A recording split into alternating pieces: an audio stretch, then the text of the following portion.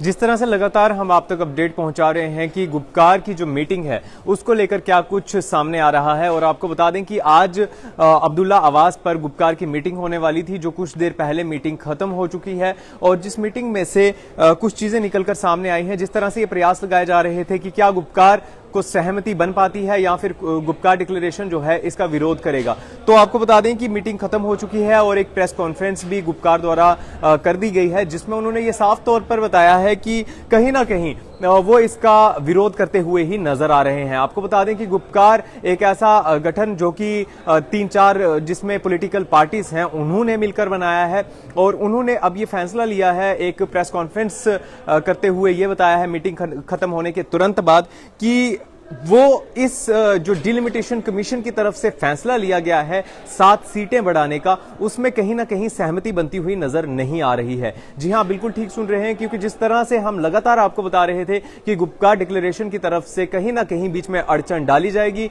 और गुपकार को कहीं ना कहीं ये चीज मंजूर नहीं होगी, क्योंकि जम्मू की डेवलपमेंट गुपकार से नहीं देखी जाती है, और कश्मीर घाटी में जिस तरह से लगातार वो अपना प्रोपेगेंडा अपनाते हैं वो लगातार अपनाने की कोशिश यहां पर एक दफा फिर से नजर आ रही है। और जम्मू के लिए जो सीटें बढ़ाने की बात कही गई है वो कहीं ना कहीं गुपकार को सहमति उसके साथ बनती हुई नजर नहीं आ रही है, और गुपकार को कहीं ना कहीं एक दफा फिर से दिक्कत हो रही है इस चीज से कि आखिरकार जम्मू की बात क्यों की जा रही है और जम्मू के लिए 6 सीटें क्यों बढ़ाई गई हैं। अब आपको मेन पॉइंट्स में आपको बता दूं कि गुपकार की तरफ से क्या कुछ कहा गया है और गुपकार ने क्या बड़ी बातें रखी हैं, कि किन चीजों से गुपकार को आपत्ति आ रही है और क्या ऐसी चीजें हैं जिस वजह से गुपकार को यह लग रहा है कि डिलिमिटेशन कमीशन की तरफ से जो फैसला लिया गया है वो फैसला सही नहीं है। आपको पहली बात मैं ये बता दूं कि गुपकार की तरफ से यह कहा गया है कि पूरे देश में सेंसस होना चाहिए था, उसके बाद जो डिलिमिटेशन का प्रोसेस है वो होना चाहिए था, और 2011 में जो सेंसस हुए हैं उसके आधार पर डिलिमिटेशन की गई है। और जो पूरे देश में अगर डिलिमिटेशन का एक प्रोसेस चलाया जाता और उसके बाद डिलिमिटेशन की जाती, सेंसस होने के बाद पूरे देश में पहले सेंसस होते, उसके बाद डिलिमिटेशन की जाती, और पूरे देश में जब डिलिमिटेशन होती तब यहां पर भी कर ली जाती, तो आखिरकार सरकार को किस चीज की जल्दी थी, पहला पॉइंट यह रखा गया है। और दूसरी बात गुपकार की तरफ से यह कही गई है कि जो शेड्यूल्ड ट्राइब्स हैं उनके लिए जो रिजर्व सीटें रखी गई हैं उससे उन्हें कोई दिक्कत नहीं है। जो रिजर्व सीटें रखी गई हैं एससी और एसटी के लिए, उसके लिए गुपकार की तरफ से जो है हामी भर दी गई है, और उसमें उन्होंने ये जरूर कहा है कि जो पहाड़ीज हैं उनको कहीं ना कहीं डिवाइड करने की कोशिश की गई है, और गुज्जर कम्युनिटी के जो लोग हैं, पहाड़ी कम्युनिटी के जो लोग हैं, उनको कहीं ना कहीं डिवाइड करने की कोशिश की गई है। लेकिन जहां गुपकार की तरफ से पहाड़ियों के लिए बात की गई, लेकिन वहीं कश्मीरी पंडित्स के लिए बात नहीं की गई, क्योंकि कश्मीरी पंडित्स के लिए भी यह माना जा रहा था कि उनके लिए भी एक ना एक सीट जो है वो रिजर्व रखी जाएगी, लेकिन कश्मीरी पंडितों के लिए यहां पर कोई बात जो है करते हुए नजर नहीं आए हैं। साथ ही साथ बड़ी बात कि 1 जनवरी को स्टेज प्रोटेस्ट पर जा रहे हैं, 11 बजे का समय होगा, और एक पीसफुल प्रोटेस्ट करने जा रहे हैं डिलिमिटेशन कमीशन के जो प्रपोजल है उसके ऊपर। जो प्रपोजल डिलिमिटेशन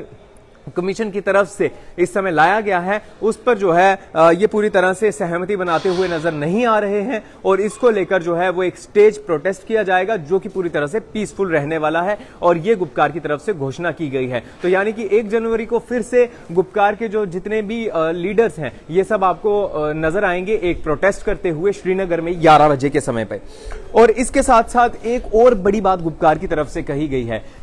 कहा गया है कि जो मेन स्ट्रीम पार्टीज हैं, ये नहीं कि सिर्फ जम्मू कश्मीर की बल्कि पूरे इंडिया की जो मेन स्ट्रीम पार्टीज हैं उनसे बातचीत करेंगे और उन्हें कहीं ना कहीं उनसे समर्थन मांगेंगे, और उनके समर्थन के लिए अब गुपकार जो है अन्य पार्टियों से बात करने जा रहा है। जी हां, आपने बिल्कुल सही सुना कि इन्होंने ये साफ तौर पर कहा है कि जो हमसे सहमत नहीं है, जो गुपकार की रणनीति से सहमत नहीं है, जो गुपकार की विचारधारा को फॉलो नहीं करते हैं, उन पार्टियों से भी बातचीत की जाएगी और उनसे भी मदद मांगी जाएगी, और उन्हें भी ये कहा जाएगा कि उनके समर्थन के लिए उतर कर आए और उन्हें समर्थन मिले। हालांकि अब ये देखने वाली बात होगी कि गुपकार जो है वो किन पार्टियों से बातचीत करता है, किन पार्टियों के साथ गुपकार की बातचीत होती है, और उसके बाद क्या वो जब दूसरी पार्टियां जो मेन स्ट्रीम पार्टियां हैं उन्हें अगर अप्रोच करते हैं तो क्या निकलकर सामने आता है। लेकिन गुपकार यहां पर कहीं ना कहीं एक दफा फिर से अड़चने पैदा करता हुआ नजर आ रहा है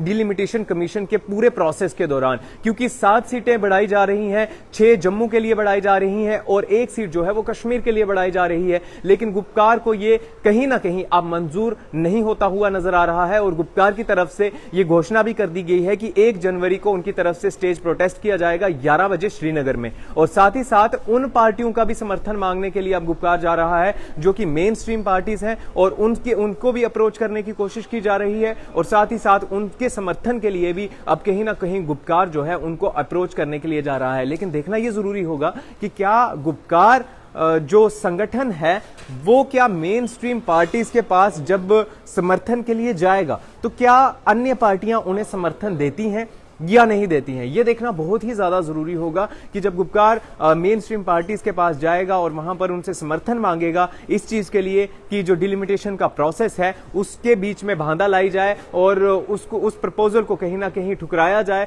और यह बात मनवाई जाए कि पूरे देश में पहले सेंसस हो और उसके बाद डिलिमिटेशन जिस तरह से पूरे देश में होनी है उसके बाद डिलिमिटेशन का प्रोसेस किया जाए। लेकिन कहीं ना कहीं अब बड़ी बात यह है कि गुपकार किस तरह से बाकी अन्य पार्टियों को अप्रोच करेगा और उनसे किस तरह से सहायता मांगेगा, उनसे किस तरह से समर्थन मांगेगा और साथ ही साथ जो 1 जनवरी को प्रोटेस्ट होने जा रहा है उसमें गुपकार किस तरह से अपनी क्या क्या बातें रखता है। और हालांकि आज की मीटिंग में गुपकार ने यह चीज साफ कर दी कि हम किसी भी प्रकार का सरकार के आगे जो है विरोध जो है उस तरह से नहीं जताना चाहते हैं, लेकिन हमारा सिर्फ इतना कहना है कि जो सेंसस हैं वो हो और उसके बाद जो है डिलिमिटेशन का प्रोसेस किया जाए। लेकिन अब देखना यह जरूरी होगा कि क्या डिलिमिटेशन कमीशन जो है इस बात को किस तरह से देखता है। हालांकि आपको बता दें कि डिलिमिटेशन कमीशन एक ऑटोनमस बॉडी है और उस पर किसी भी प्रकार का कोई रोल जो है सरकार का नहीं रहता है और डिलिमिटेशन कमीशन को अपना काम बिल्कुल अलग से करना होता है। तो इस बीच यह अब जरूरी है कि डिलिमिटेशन कमीशन किस तरह से आगे रिस्पॉन्ड करता है और क्या गुपकार जो है किसी प्रकार की कोई बाधा बीच में ला सकता है इस पूरे प्रोसेस के दौरान या नहीं, या सरकार और डिलिमिटेशन कमीशन की तरफ से जो फैसला लिया गया है इसको जल्द से जल्द इंप्लीमेंट किया जाएगा और जम्मू कश्मीर में इलेक्शंस किए जाएंगे। हालांकि आपको बता दें कि गुपकार जब आर्टिकल 370 जम्मू कश्मीर से हटाया गया था उस समय गुपकार डिक्लेरेशन बनाया गया था और गुपकार की पहले से ही ये मांग चल रही थी। पहले इन्होंने बताया कि हमें स्टेटहुड का दर्जा जब तक रिस्टोर नहीं हो जाता तब तक हम किसी भी तरह की एक्टिविटी में पार्टिसिपेट नहीं करेंगे। फिर उन्होंने ये कहना शुरू किया कि आर्टिकल 370 जब तक रिस्टोर नहीं होता तब तक हम किसी प्रकार की भी एक्टिविटीज में शामिल नहीं होंगे। लेकिन उसके बाद आपने देखा किस तरह से धीरे धीरे करके इन सभी पार्टियों का रुख किस तरह से बदलता हुआ नजर आया। तो अब कहीं ना कहीं गुपकार का तो ये पहले से ही रोल रहा है कि किसी भी तरीके से विरोध किया जाए और आपसी फूट इस समय किस तरह से एनसी और पीडीपी के बीच देखने को मिल रही है वो भी आप अच्छी बाखूबी तरीके से जानते हैं। किस तरह से बयानबाजी एक दूसरे के लिए देखने को मिलती है लेकिन पब्लिकली जो है वो कोई भी चीज रिवील नहीं की जाती। लेकिन अब यह देखना जरूरी होगा कि गुपकार की तरफ से किस तरह से आगे कदम उठाए जाते हैं। खास तौर पर नजरें उस पर नहीं है कि 1 जनवरी को क्या प्रोटेस्ट स्टेज प्रोटेस्ट में होता है, बल्कि नजरें इस चीज पर होनी चाहिए कि अब गुपकार किन अन्य मेन स्ट्रीम पार्टीज का समर्थन मांगता है और क्या उन्हें समर्थन मिलता है या नहीं। देखना बहुत ज्यादा महत्वपूर्ण होगा। कैमरा के उस ओर मेरा साथ दे रहे हैं अश्विनी कुमार। देखते रहिए चैनल 1। और भी कोई जानकारी होगी इस अपडेट को लेकर फौरन हाजिर होंगे। नमस्कार।